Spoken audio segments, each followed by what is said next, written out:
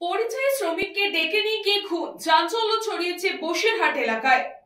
বসিরহাট থানার নিমদারিয়া কোদালিয়া গ্রাম পঞ্চায়েতে ফতুরাটি এলাকায় রাতের অন্ধকারে খুন হলেন এক পরিযায়ী শ্রমিক।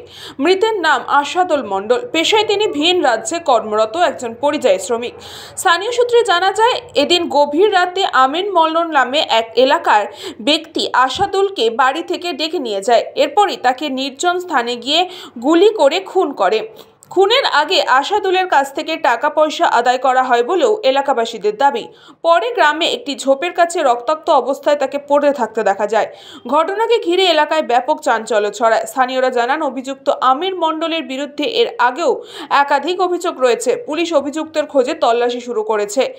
এই দোকানে একজন ছিল, সে আমাদের গ্রামের একজনকে ডেকে নিয়ে মার্ডার করেছে, তার প্রতিবাদে জ্বালানো হয়েছে। মার্ডার করা হয়েছে কতরাটির ওই ফাঁকাটায় হয়েছে, আবার কোপ মারা হয়েছে, কোপ মেরেছে আর এখানে এদিকে গুলি করেছে। ওই মারবে কি করলো, কেরম হালকা লিক কইতে, তা ওর একটু মায়া দয়া লাগেনি।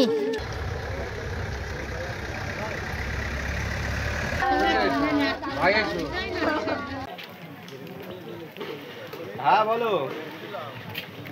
বসিরহাট থেকে সুকান্ত দাসের রিপোর্ট, নিউজ বঙ্গ time. St. Augustine's Day School, Barakpur.